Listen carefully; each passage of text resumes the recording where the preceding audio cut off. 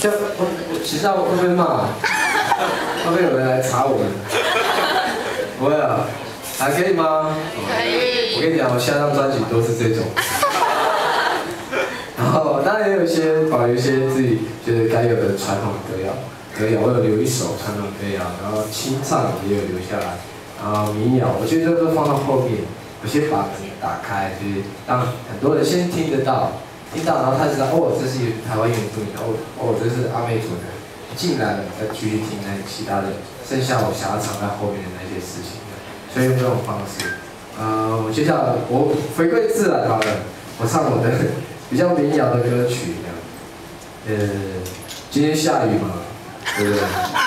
我是雨神，雨神，就是我歌单才刚开好，我里面有一首歌叫《奇遇的夫人》，外面就下雨了。